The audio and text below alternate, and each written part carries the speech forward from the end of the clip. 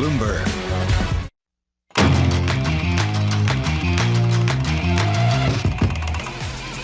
We are moments away from the start of trading. Looking at a rally today, folks, and we're seeing gains of more than 1% across the board.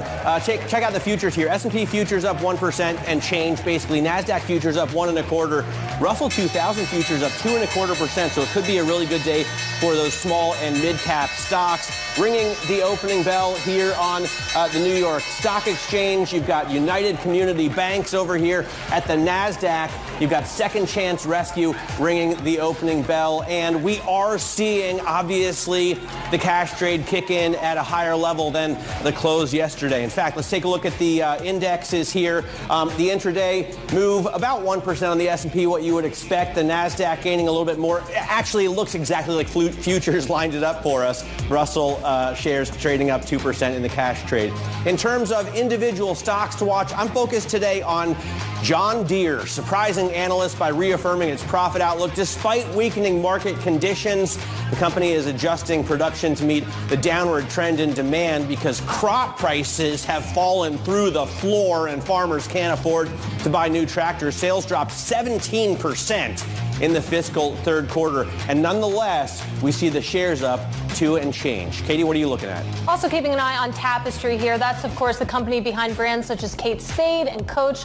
Quarterly profit topping analyst estimates. Retailers warning of a slowdown in consumer spending. But still, Tapestry raised prices during the pandemic amid high demand, surging inflation paying off. You can see shares currently up about 8%. We should also talk about Walmart, though, now at a record high. That's after it raised its sale guidance for the full year, hoping to draw shoppers looking to save on deals. Let's take a closer look now with Bloomberg's Abigail Doolittle. Yes, Katie, a big gain here for Walmart. The best day, in fact, since March of 2020. So that's the degree of the buying power that we are seeing here for Walmart, up 7.8%. You can see really outperforming the group, but at the same time lifting the group after they did actually miss earnings just slightly. But the sales beat was robust, well, somewhat robust. But we also had same-store sales comp up 4.2% versus the estimate of up 3.4%.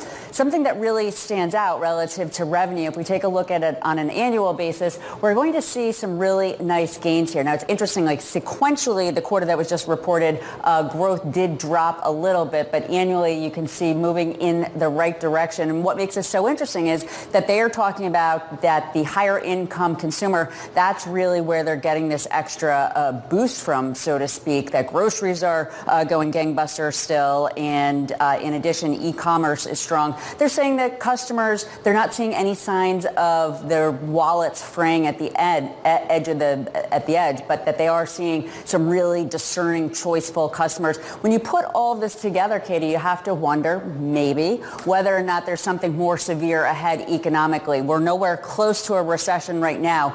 But if we were to go there, you can see back in 2020 and then during the GFC that Walmart, relative to the S&P 500, outperforms in a big way. It's interesting to note right now we have a series of higher highs, suggesting that maybe at some point we are going to see Walmart do that again.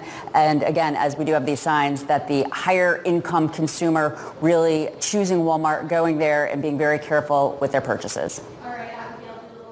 So much. And I'm pleased to say that we're joined now by PGIM Quantitative Solutions Chief Investment Officer George Patterson, joining us on set. Great to see you in person. Great to see you again, too. So let's talk about the economic environment married to earnings right now, because like Abigail said, really no signs of a recession. But then you think about some of the comments that we're hearing on these earnings call about the consumer trading down, being choiceful. Does that give you any pause about the landscape heading into 2025?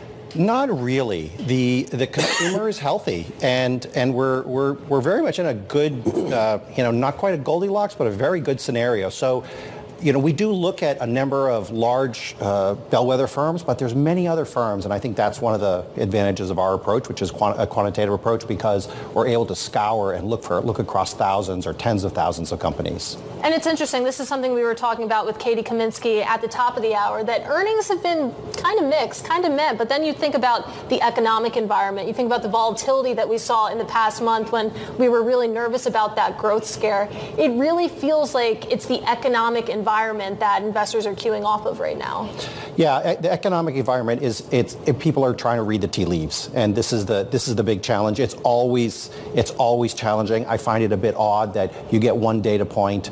Nothing has really changed in the world, but people getting the data point can really cause people to take big positions or put on big trades. But economics moves a little bit slower. Does it worry you? I mean, you say that you see no indication of a recession, and yet, you know, the yield curve has been inverted for a long time. We got the SOM rule triggered with unemployment jumping to 4.3%. Credit card debt is off the hook and very expensive at these rates. The U.S. is paying, basically $1 trillion a year just to service our interests. Are you not worried about a recession? So we're definitely worried about a slowdown, but it's a very low probability. I think the deficit and the debt is a big issue, and that's going to be a definite limit in terms of like what flexibility government officials are going to have in terms of future fiscal policy. But in the near term, we really see that things are very strong,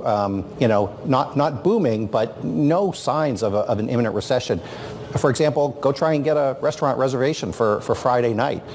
Still pretty hard to do. Are you worried at all about positioning? We heard so much talk about the carry trade last week, and maybe it's unwound, but who knows if it's still a problem, right? It's so hard to see. And then Bloomberg has a great op-ed piece about private equity and how much leverage they've put on top of leverage on top of leverage. You sound worried, Matt. Well, I'm just trying to offer some potential, I guess brown swans here. Do you worry about any of these things? I don't worry about private equity because largely, if you have to look at who owns the private equity, and the owners of private equity are large institutions, large plans. They have prepared for this.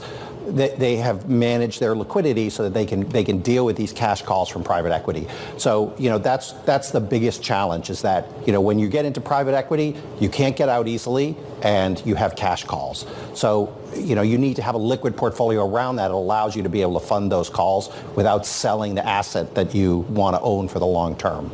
Let's go around the world here. I want to go to small caps because we launched this show on July 8th, and then suddenly small caps were ripping. It was very exciting. We were talking about this broadening out.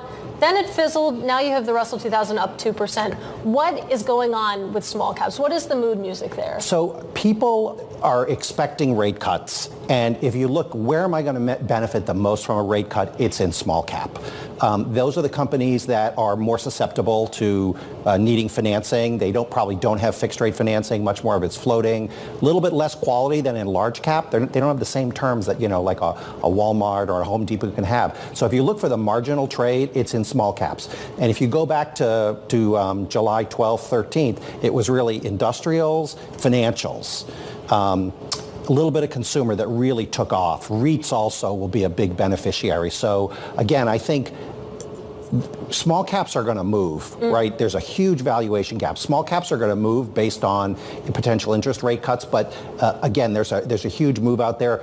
This one was a little bit of a head fake back in July. What kind of interest rate cuts do you expect? I saw, by the way, Raphael Bostic. It's almost like somebody at the Fed called him up. Tuesday, he was out saying, like, we don't need to cut rates. I don't want to do it till the end of the year because I need to see more data. Then I'm sure someone calls him in the middle of the night. And then on Wednesday at the FT, he's like, actually, I think September is a good place to start. Yeah, in all honesty, it's a tough, it's a very tough thing. So what I will remind you is on the whole way up that people were talking about increasing rates, the forecasts were all wrong, right? They kept raising and the forecast caught up. So again, I think to be honest, it's more important to think about your long-term investment strategy than try and forecast, are we getting 25 or 50? A lot of times it's for us, for our clients, that's the most important fact is getting the long-term perspective correct. Well, when you look medium term, when you look long term, what's the conviction trade right now? Or the conviction investment, if you want to call it that? So if you're looking for conviction, I would say small cap, maybe a little bit of mid cap. Not so, you don't want to go so far down in small cap that you're having negative earnings, but I would say more in the upper part of small cap or mid cap. And again, anything that's interest rate sensitive. High quality small cap. High quality small cap. I don't think now is the time for kind of a junk rally. There will be a time for it, but I think it's a little bit too early. All right, George, great having you on the program. Thanks so much. Please come back soon. George Patterson, PGM Quantitative Solutions Chief Investment Officer. Coming up, we're going to talk about John Deere, reporting more than a 40% drop in year-over-year net income. I told you about the 17% drop in sales, but the company reaffirmed its outlook in a surprise to analysts, and as a result, the shares in the cash trade are now more than 5%. We'll talk about that next. This is Bloomberg.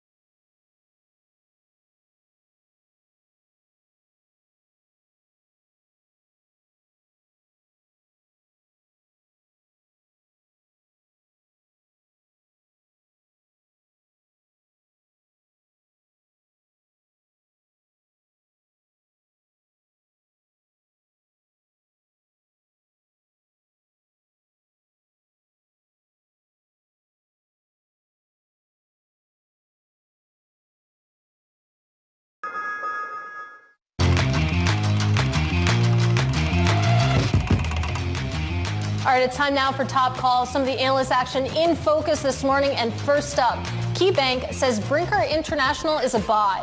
The analyst sees a compelling entry point for the stock following its post-earnings decline. The parent company of Chili's and Maggiano's Little Italy issued a fiscal year profit forecast that trailed estimates yesterday. But the KeyBank analyst says that the results were misunderstood. Next up, Deutsche Bank says that Robinhood is a buy. The analyst says upside for the e-broker looks good in both the near and the long term. Robinhood, of course, reported strong second quarter earning results last week. And finally, it's the Goldilocks scenario for chicken. Well, it's over. According to Bank of America, the firm says that Pilgrim's Pride, it's one of the largest poultry producers in the U.S., no longer a buy.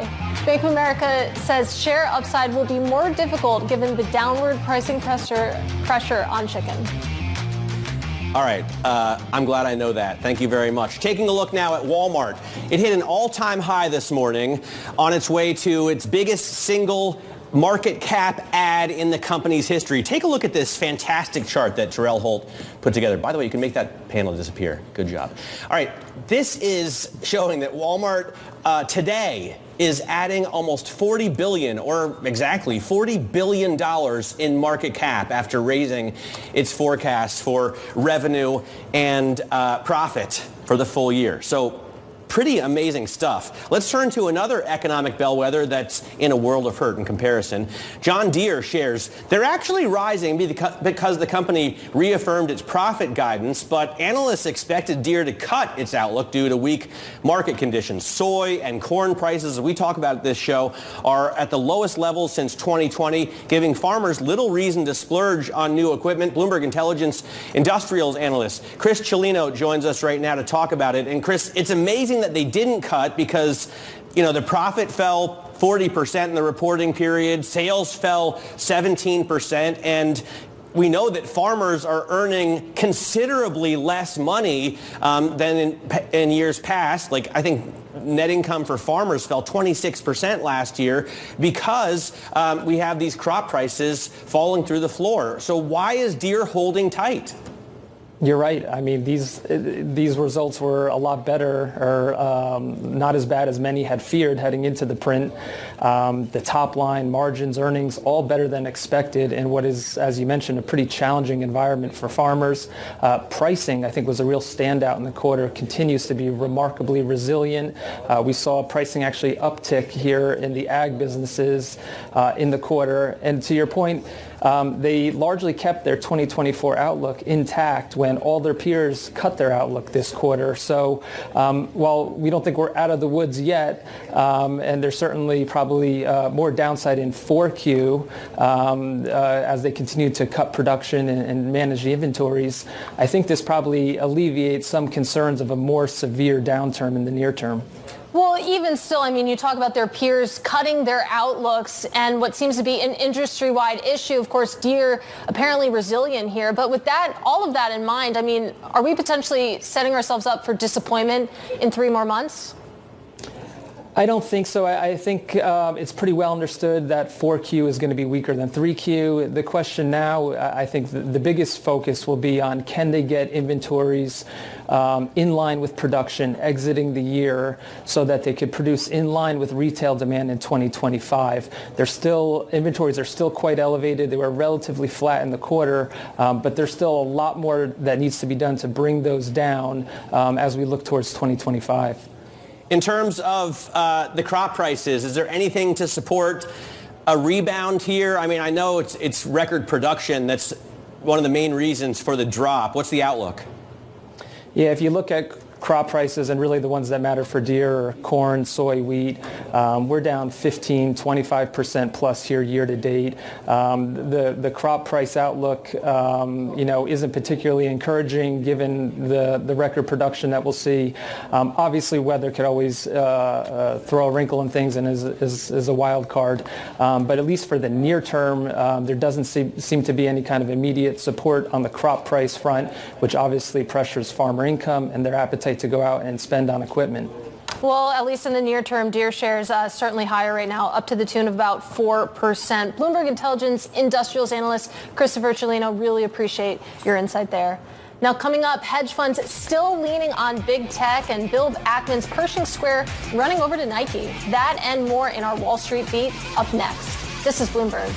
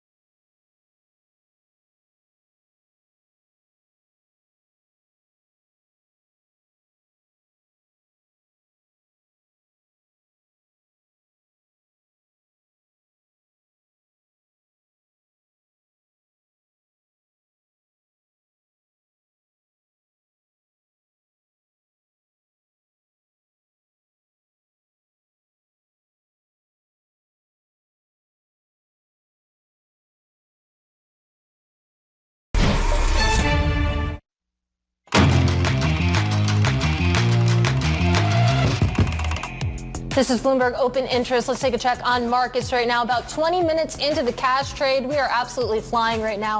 The S&P 500 up about 1%. You take a look at the NASDAQ 100 up 1.5%. We got good news on retail sales today. The consumer still spending, and investors clearly like that. Bond investors, not as much. A sell-off underway. You have 2-year yields currently up about 14 basis points, Matt.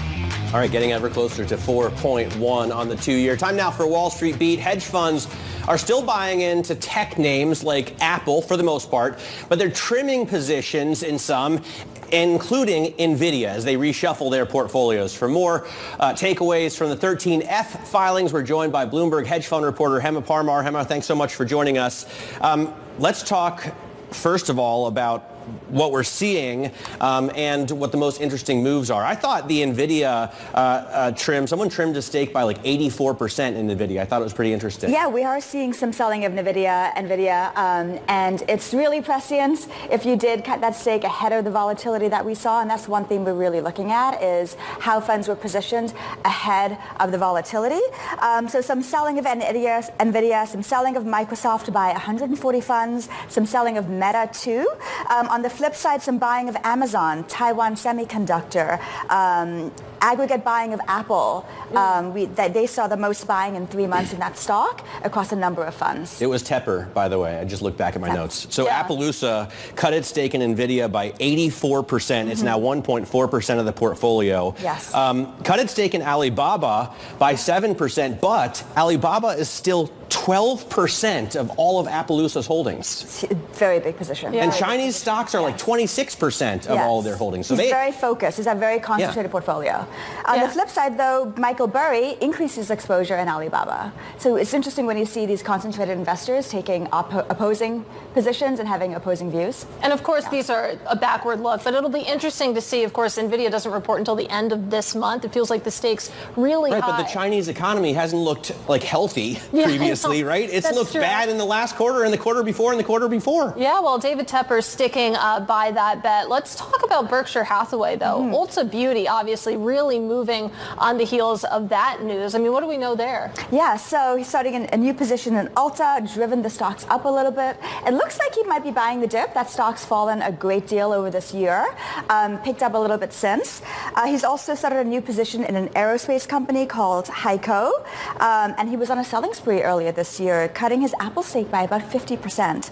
So we're seeing, some potentially bearish sentiment, but clearly a bullish view on Ulta. Do people still watch? Is Berkshire still the most important 13F that you get? It's up there. People really love to know what Warren Buffett's doing. Them, maybe the Tiger Cubs.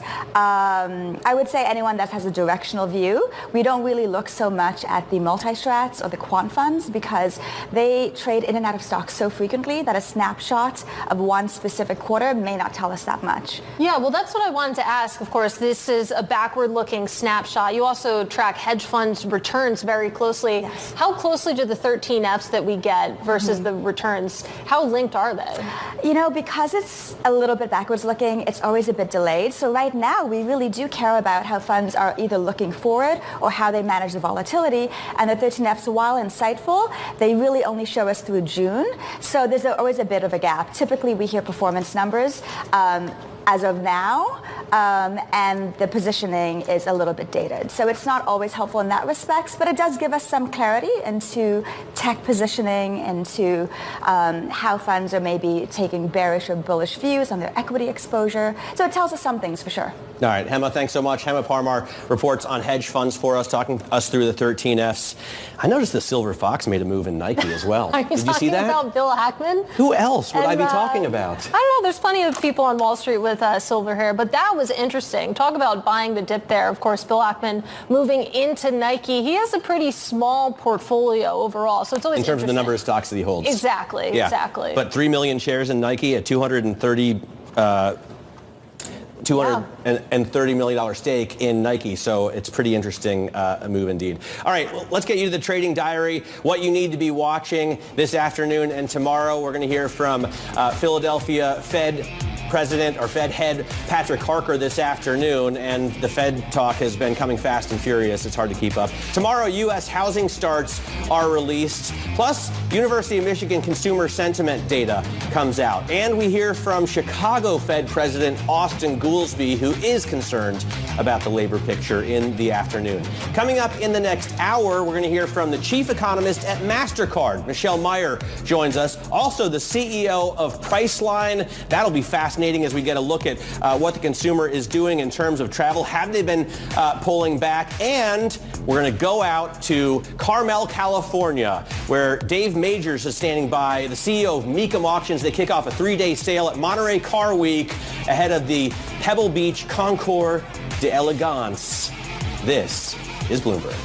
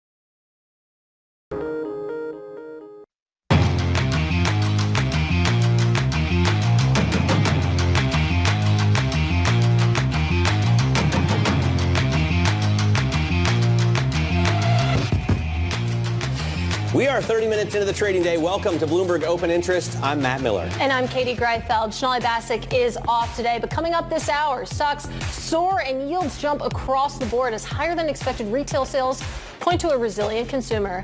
And speaking of that consumer, we'll talk global travel trends with Priceline CEO Brett Keller as vacationers make their Labor Day plans. And on the campaign trail, Donald Trump downplays the economy's significance as Kamala Harris proposes a price gouging ban on food and groceries. Matt. All right, that'll be all interesting stuff to talk about. Big time. I'm really looking forward to it. But the markets have to hold your focus right now. The S&P 500 up more than 1%. The NASDAQ 100 up almost 2%, and I think the Russell 2000 is there as well. Meanwhile, yields are rising. We saw the 2-year earlier at 4.09, the 10-year at 3.94. So we're getting 10, 15 basis point moves in bonds today as we get good news on the economic front. Yeah, and it has certainly been an eco-heavy week from PPI to CPI and retail sales this morning. Let's break it all down now with MasterCard Chief Economist Michelle Meyer. Great to have you with us on This Week in particular. You take a look at retail sales really blowing past the estimates here. People really outspending in force. But take us below the surface there. What are people actually spending their money on right now?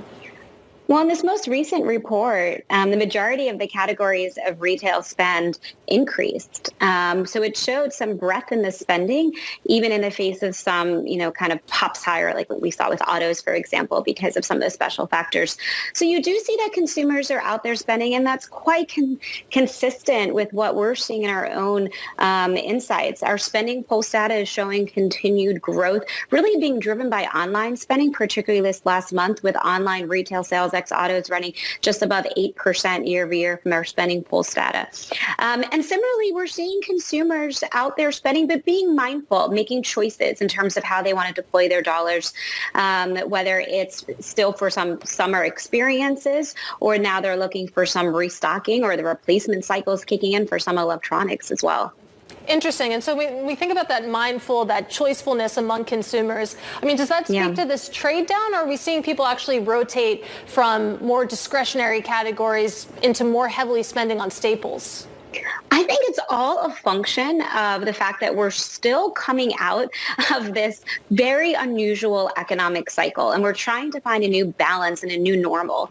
So the cycles for the consumer basket were not uniform, right? When we first came out of the pandemic, we saw everybody buying these big durable goods, household appliances, electronics, things that they needed to stay at home. Once you had that reopening, once travel was back, it swung dramatically the other direction, especially in an environment where interest rates were higher, making it less attractive to buy those interest rate sensitive items.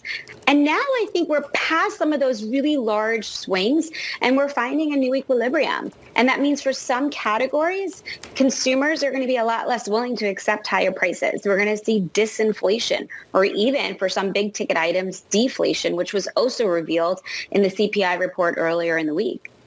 I mean, you mentioned retail sales already, Michelle, and good morning, by the way. A huge bounce back. I look at the Bloomberg has this ECAN function where we can really look at a granular level at retail sales, and it's impressive to see the auto sales bounce back after the auto sales drop. It's the blue block for those of you looking at the chart here on TV. What's the story with auto sales? I mean, taking away the noise of this month and last month, what does the trajectory look like to you? Well, Matt, I know autos is near and dear to your heart, so you probably have that perspective better than anyone else. But I mean, I think part of what happens in autos, notwithstanding the most recent month, because that was due to idiosyncratic factors related to the cyber attacks. But in general, autos is an interest-sensitive sector. So an environment where interest rates are rising quickly, affordability gets challenged. And certainly we saw that in terms of some dampening sales as interest rates were heading higher. We're now seeing the reverse, right? Markets are certainly pricing in Fed cuts, and the Fed is signaling that easing is coming. So I think we're going to be entering an environment where it becomes a little bit more affordable for people who have been waiting on the sidelines to make some of these big ticket purchases. In terms of rates, what do you expect? I mean, we were hearing for a long time 75 basis points, 50 basis points, not a long time, a couple days basically, after the growth scare of last Friday. That seems to have all died down. And even though Bostic made like a quick turn to the end of from the end of the year to next month, it does seem like people are now in agreement that we only need 25 basis points and we don't need to front load all the cuts this year. So when we look at it at the MasterCard Economics Institute, we're looking at where we're seeing the economy going in the medium term, right? Because monetary policy, of course, works with, as we all like to say, long and variable lags. And I think that the markets overreacted to what happened after the jobs report, assuming that the Fed was significantly behind the curve and had to catch up. That was not what we were seeing broadly in the data, right? If you look past that 1 month of data, the labor market is cooling. It is not collapsing, right? We are still seeing record low jobless claims. We're just seeing a moderation in the rate of hiring. We're still seeing the consumer spend. We're just seeing a consumer that's a lot more choosy and really conscious of the prices that they're accepting. We're still seeing investment, but again, a prioritization of the type of corporate investment. So to me, it's an economy that needs a normalization of monetary policy, not a dramatic easing of monetary policy. So I think what the market is now heading towards, which is perhaps a more measured cutting cycle, is the right approach, with increasingly 25 basis points being priced in September seems quite reasonable. Of course, we're going to hear from Fed Chair Powell at Jackson Hole. That's going to be important. We have to look out for the next jobs report. But I think the market has now settled down to the idea that the Fed is going to be easing, going to be normalizing monetary policy. Right, a lot to look forward to at Jackson Hole. It seems like they always tend to make news out in the mountains there, but I'm glad that you brought up the long and variable lags, because I want to talk about that as it pertains to the consumer level. If we get a 25 basis point cut in September, do we actually see that translate to the credit card spend level? How does it actually affect actual citizens? Well, you have to think about that interest rate transmission. And it's not just when the Fed starts cutting, it's when the market starts pricing it in, right? So you already are seeing an easing of financial conditions now that the market's pricing in these Fed cuts with interest rates heading lower. And over time, that does feed into the economy in some segments faster than others. So in the face of the big move in markets over the last 2 weeks, there was a pop higher in mortgage refinancings, for example, when you look at what's happening in the mortgage market. So I think the consumer responds. I think in general, borrowers start to see some impact in terms of lower interest rates. But it takes time, ultimately, for both the increase in interest rates to feed into the economy fully and that decline, particularly in the U.S., where we have a lot of fixed rate mortgages. Yeah, 80% locked into mortgages under 5%. Michelle, great to have you on our new show. Really glad that you could come on. I hope we get you back soon. MasterCard Chief Economist Michelle Meyer. Let's get a look now at the stocks moving at this hour, just about 40 minutes into the trade. For that, we go to Abigail Doolittle. Abby? And not surprisingly, with the indexes trading sharply higher, we also have some stocks beneath the surface helping out that action, one of them being Cisco, up 9%. They beat both top and bottom line estimates. They also raised the guide on sales for the current quarter in a very healthy way. The full year guide of $55 billion to $56.2 billion really supports a path for demand stability, at least according to some analysts. They did cut jobs, but folks are viewing this as a positive since they're cutting jobs to then bulk up in newer areas such as cybersecurity and the cloud.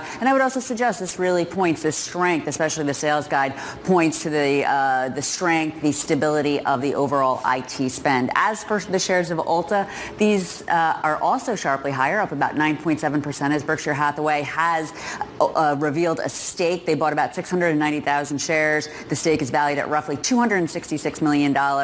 And right now, this stock having its best day going back to December of 2023. At the highs, it had been the best day since 2020. And then finally, rounding it out, another gainer on 13F action. Nike Pershing Square has revealed a new position. They now own a total of 3 million shares worth about $229 million. The sports retailer, Katie, of course, has struggled this year. Competition from Hoka and Adidas. Inventory issues into today down 29%. But folks seem encouraged by Pershing Square's stake and also the promise for a quiet approach in terms of turning things around. Yeah, definitely some needed good news for Nike there, down by more than 20% year to date before that news. Abigail Doolittle, thank you so much. Is that your favorite segment, the running shoes segment? Absolutely, yeah. Do you wear Nike running shoes? No, I am a Hoka gal, but I do wear Nikes for road races. Their super shoes are pretty fun. Very expensive, but, you know. What about Adidas? Not as much, and it's interesting that you went with that pronunciation. Yes, because the founder was named Adi Dassler. Yeah. And hence Yeah. The Germans pronounce it Adidas. Here in America, though, I think we say Adidas. But in any case, coming up, speaking of America, Kamala Harris will propose a price gouging ban on groceries as it all comes down to the economy for the 2024 presidential election. That's next. This is Bloomberg.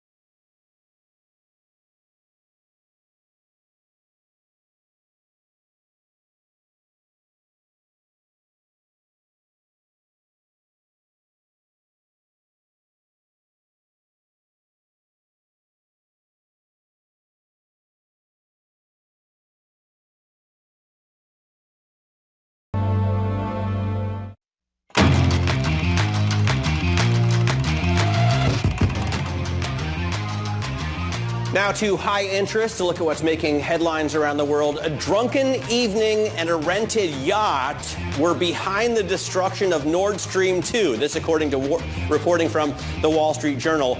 Officers involved in the plot, Ukrainian officers, point to heavy boozing, patriotism, and iron determination of the people involved, leading to the blowup. Despite initially approving the plot, reportedly, President Zelensky actually asked them to halt it after the CIA told him to pull the plug. It's an amazing story. Americans appear to be yanking money out of their stock brokerages accounts to fund their online betting. That's the key finding in a recent study which reports that the worrying trend is most acute among the most financially strained households. That part is no surprise. Federal authorities have charged two men visiting the U.S. from South America with stealing $1 million Patek Philippe wristwatch at a Beverly Hills restaurant. Authorities said the thieves were part of a crime tourism ring. A spate of watch thefts has plagued New York City in recent months, with the latest recorded on August 9th at a subway station. So it's happening, Katie, on both coasts. Well, let's turn to politics now, because Kamala Harris set to propose a federal ban on food and grocery price gouging. Polls, of course, have shown that the economy is the biggest issue for voters this November, and Trump holds a wide lead over Harris when it comes to economic policy. But yesterday, Trump downplayed the economy's role during a speech in North Carolina. We're talking about a thing called the economy. They say it's the most important subject. I'm not sure it is, but they say it's the most important. Inflation is the most important, but that's part of economy. Joining us now for more is Bloomberg's politics editor Laura Davison in Washington. Let's start with Trump. This, of course, was interesting because, as I mentioned, I mean, he is holding a lead when it comes to voters' perception of the economy. So a bit of an about face here, it seems. Yeah, this has been sort of a rough couple weeks for Trump as he's been trying to recalibrate his messaging. The entrance of Harris into the race has sort of thrown him off course. So he's been doing, his campaign staff at least has been trying to keep him more on message. So this speech he did yesterday in North Carolina was billed as an economic-focused speech. And he did talk a lot about the economy, he gave out some vague proposals, some of the things he's talked about in terms of not taxing tips, not taxing Social Security, wanting to increase tariffs, wanting to, get rid of any, efforts to move towards electric vehicles. But he a couple different times referenced, I don't think economy is the most important issue, kind of vague statements of they wanted me to give an economy speech. Clearly that he's, not totally on board with focusing on economic messaging, despite the fact that, as you point out, that he actually has a wide lead over Harris on this. Voters trust him a lot more. And when you talk to voters, and particularly high-dollar donors, why they want Trump, they're, frequently reference things like tax cuts and his sort of, tough on China stance. It is no surprise that Donald Trump is not sticking to his talking points, but it does look like Kamala Harris is kind of ripping them off, right? I mean, she has stolen some of his policy. For example, the no taxes on tips, and she's all over food inflation, right? She wants to ban price gouging. I'm not sure how that would work, and it is already illegal in most states anyway. But what are we learning about her platform? So she's bit by bit sort of drolling out some of these things, and these are key issues that when you look at sort of what is behind the proposals, these are things that appeal to key voting blocs. So the no taxes on tips, it's no surprise that both Trump and Harris proposed this idea in Las Vegas, where there's a high proportion of voters who are tipped workers, people who work in the hospitality casino industry. Also, things like price gouging, those are and groceries, those are things that appeal specifically to women, specifically to suburban women. And in sort of these blue wall states, Michigan, Pennsylvania, Wisconsin, that's where the economy is doing most poorly of all the swing states, and where people are most feeling the pinch on household budgets. So it's a key sort of way to go after voters, even if these proposals, aren't likely to ever come to fruition. And it's interesting, too, in addition, that your team's reporting shows that she also plans to carefully scrutinize mergers. You think about the Kroger-Albertsons tie-up, for example, potentially in the balance here. I mean, what do we know about that? Yeah, so this is a continuation, and this is kind of her showing her cards of how she would proceed on antitrust going forward. The Biden administration has taken a pretty strident stance there. Lena Khan of the FTC has been at the forefront of that, and she's showing that she would not back down at all. What's interesting as well is that J.D. Vance, on Trump's running mate on the Republican ticket, has also expressed the same kinds of desires to have more oversight over mergers and acquisitions. So this is, you kind of see the politics melding here of, that both sides are proposing very similar policies. All right, Laura, thanks so much for joining us. Bloomberg's Laura Davison reporting in Washington. By the way, if you take a look at WSL Election, which is a great function on the Bloomberg terminal that helps you round up both polling and the betting markets, it looks like Harris is ahead in terms of Real Clear Politics polling. That's an average of polls, as well as the predicted betting markets. Still ahead, you may not find the new Starbucks CEO working from Seattle. We'll take a look at some of the sweet perks awaiting Brian Nickel. Social Climbers is next. This is Bloomberg.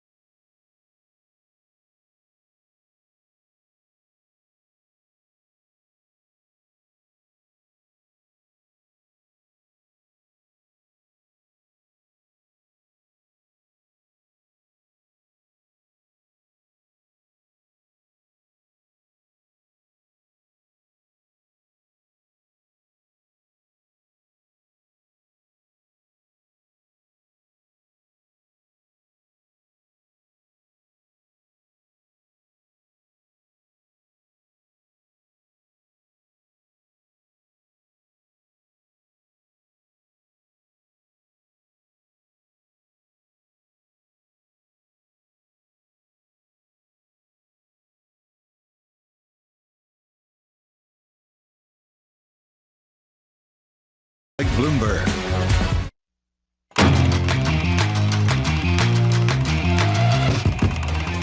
Let's get a look at this rally, why don't we? We are up across the board in terms of the indexes. S&P 500 adding more than 1%. What a week it's turned out to be. This is the best 5-day rally that we've seen so far this year. In terms of the NASDAQ 100, we're up almost 2%, 1.75%. It is 2% if you look at the smaller cap stocks on the Russell 2000, for example. And we are seeing rates rise as well. So investors are selling off bonds, feel comfortable enough to let go of that debt. The 10-year yield is up to 392, and the 2-year yield is up to, I think, 408 right now. So big rate rises across the board. In terms of individual stocks we're watching, check out B. Riley. Those shares have been halted.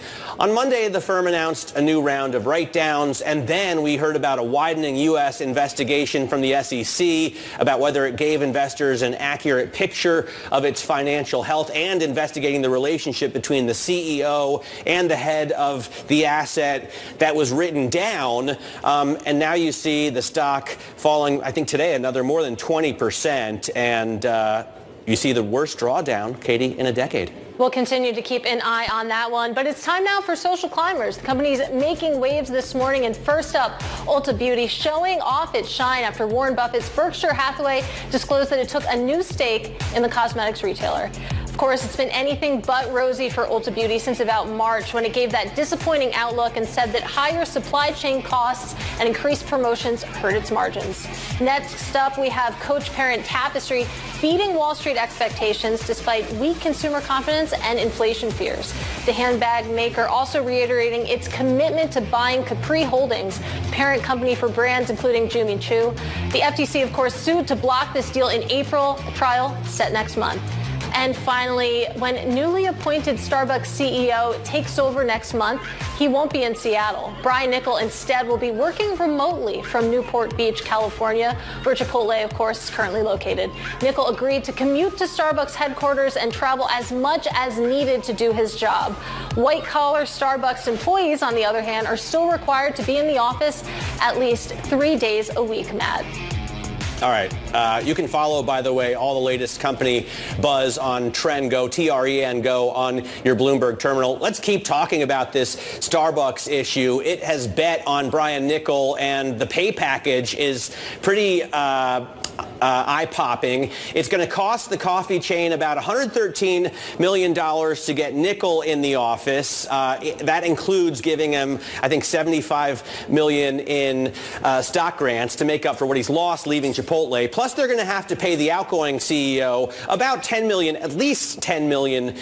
So a pretty much expensive exercise, but it's been worth it in terms of adding like $20 billion in market cap, right? Let's talk with Bloomberg's Brian Chapata, managing editor for Wealth, about this. So we're talking about some big numbers. If you break it down, they're still big, but not as big, right? Like just his pay package for this year, it's only like less than $30 million. Only, yeah. Definitely. Yeah. Definitely only. No, it's an interesting one. He's kind of a breed of the superstar CEO almost that we're seeing, where if you are successful in keeping a company on the rise, that you will get poached. To your point, a lot of the money that he's getting is a result of what he would have gotten at Chipotle. So Starbucks really had to sweeten the deal and basically comp him to just get him, and then in addition to that, signing bonus, equity, $10 million grants. signing bonus, yeah. $75 million equity grants, and like, what is it, $25 million pay package? Yeah, it's a lot of money, but you know, if he's the guy that they want, Elliott maybe wants him, although they say there was no outside pressure, then that's the price you're going to have to pay. Can we talk about the working remotely part of this? Because it feels like Matt is really incensed about this. And like I read, I mean, white-collar workers, I don't know, it seems to keep coming up. I'm not incensed. In our meeting, it was a real point of discussion. I mean, what do we know about that? Well, I mean, I think it's part of the transition, right, that needs to happen in this current day and age. Like, you're not just going to start pack up and move. I mean, dude, for $113 million, I'm going to pack up and move tomorrow. Like yesterday, I'm out of there. What if you could do it from home? Because that also sounds exactly. crazy. Well, if you can demand, if you can say, listen, you're only giving me $113 million. I want a full setup in my office at home. You pay for that. and then I'll come into the office like once in a Chipotle while. stock go up like 280% in 4 years. Maybe you have some. I mean, again, it speaks to just the fact that Brian Niccol was very clearly in demand, very clearly the guy. And so they said, okay, this is what you want. This is fine. We're going to make it happen. It's going to be really interesting to see if they change the Starbucks work from home policy for the office workers. Apparently they ran it by Schultz, but they did not run it by Elliott, at least according to our reporting, right? Schultz still has a big say in what goes on at Starbucks. I mean, Schultz is super interesting, right? Like, obviously from the wealth team, he's a billionaire multiple times over. He's also been the CEO 3 separate times, so it feels like you can't quite distance Starbucks from Schultz. Starbucks is just a super interesting one, from the wealth perspective. Melody Hobson, the board chair, also is a part owner of the Denver Broncos with Rob Walton, right? And she's also married to George Lucas of Star Wars fame, right? So it's a really interesting company in terms of the billionaires and the money that's swirling around it. It is. Brian, thanks so much for joining us. Brian Chapata there on Starbucks. This is Bloomberg.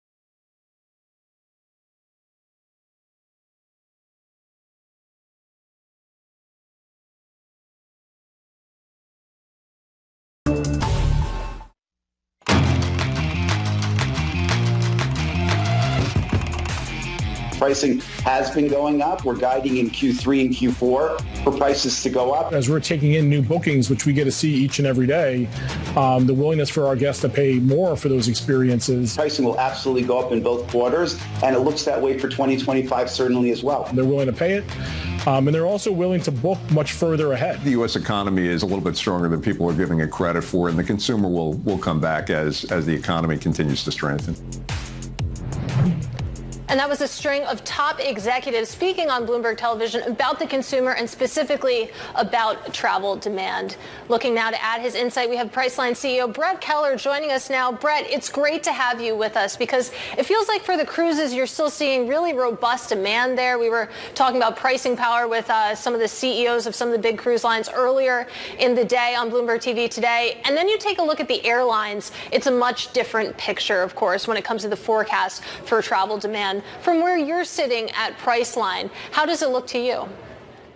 Yeah, well, I think what we're seeing is that consumers are certainly seeking out value, and cruise lines create and produce a lot of value for consumers. It's one of the cheapest ways to travel in terms of all-inclusive meals, entertainment, et cetera, and many times you can spend less than $100 per person per night. So it's great value there. We're seeing the same thing. We have shoppers coming into Priceline specifically focused on our value offers, whether that's our vacation packages, express deals, et cetera.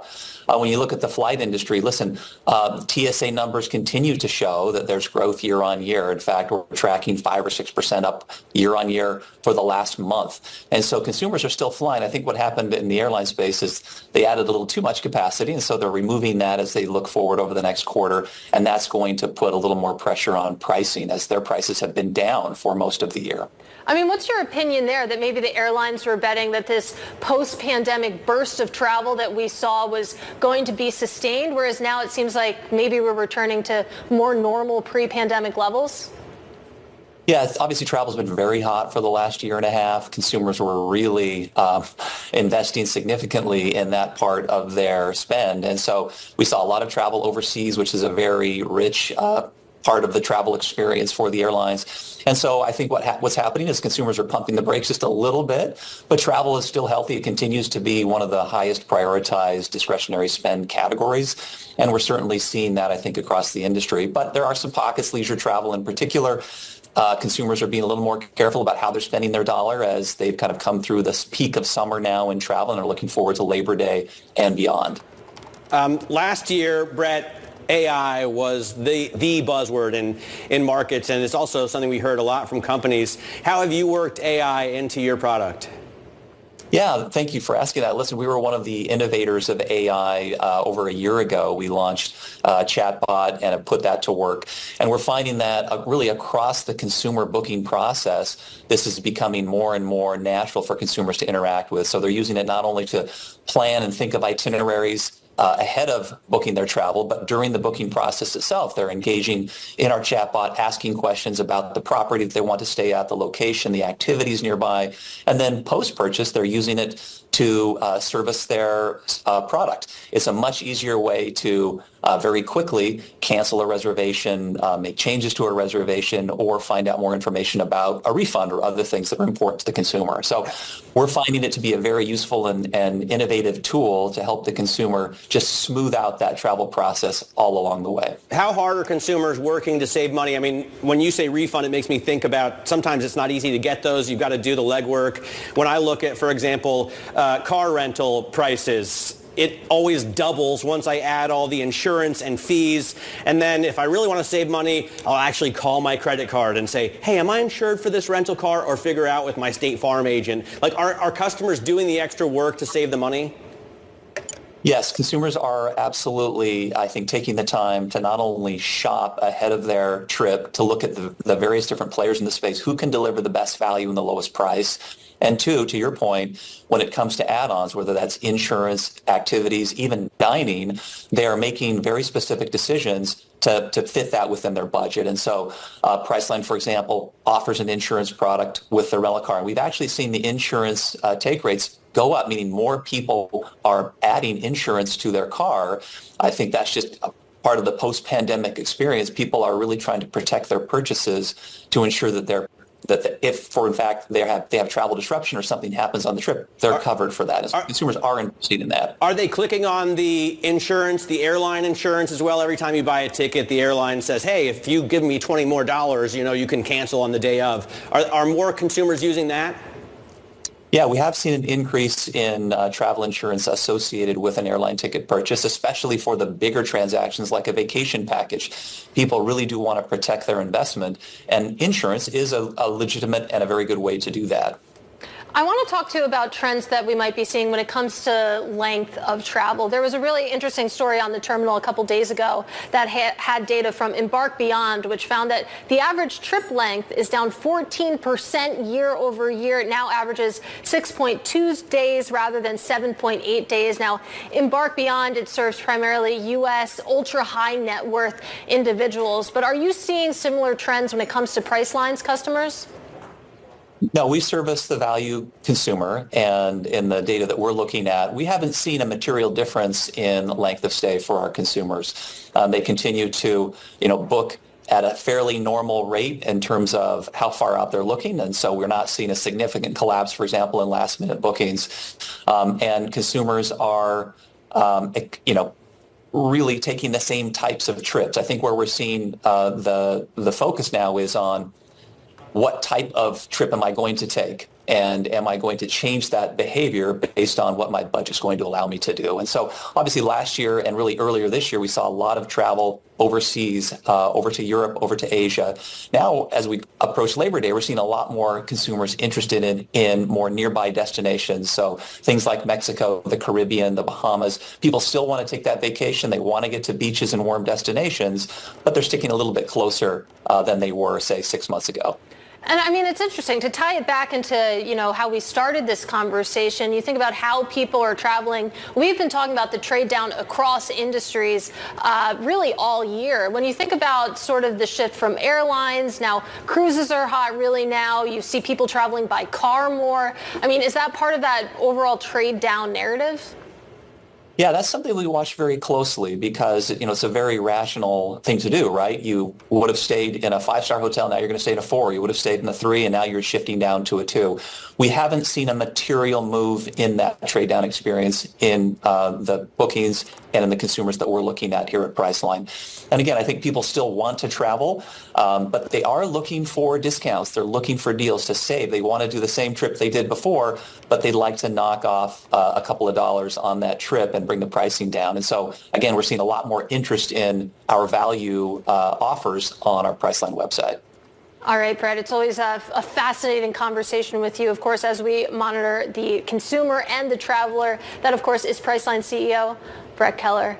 Let's get a check on these markets right now, about an hour into the U.S. trading day. We're going to do that with Bloomberg's Abigail Doolittle. We have a pretty solid rally on our hands, Katie. We have the S&P 500 up more than 1%, up for a 6th day in a row. And it's extraordinary. Take a look at the VIX that had spiked to about a 65, 66 handle on the height of the yen carry trade unwind, at least that leg of it. There could potentially be more. It's now back below a 15 handle at a 14.8. Really pretty interesting. Taking a look at the dollar yen at a almost 150. The charts are very interesting here because it does still look like you could see that dollar yen slide to 130. If that happened, it would suggest that the yen carry trade unwind, that there's more to go. Right now, though, that is certainly not the case. And then another big mover here, the 2-year yield backing up 12 basis points as those claims came in better than expected, suggesting that the economy may in fact be okay. And on the other hand, suggesting that the Fed may not be able to cut as much, so yields moving in that direction. In fact, let's put this move into the perspective of recent moves to see just how big it is. So, of course, here is this large move and going all the way back to the beginning of June, matching the size of that move, which was closer to, let's call it 15 basis points or so. And then finally, some movers on the day, Matt. If we take a look at Tesla, it is up 7%. Not really clear what the news is there, but it's certainly driving some of these big indexes, as are Amazon and Nvidia. A nice rebound for some of these mega cap tech names. And then, of course, there is Walmart up 6.4%. Good quarter, good guide. And it seems as though higher income folks really going there, supporting that store, but they're not seeing any fraying in the incomes of their customers. So net, Walmart putting out some good color, interesting color, but suggesting that the economy is okay right now. All right, Abigail, thanks very much. Abigail Doolittle, look at some stocks for us an hour into the trade. Coming up, car connoisseurs are racing to Pebble Beach for one of the most important weeks in the auto industry. We speak with Aug16 CEO Dave Majors next. This is Bloomberg.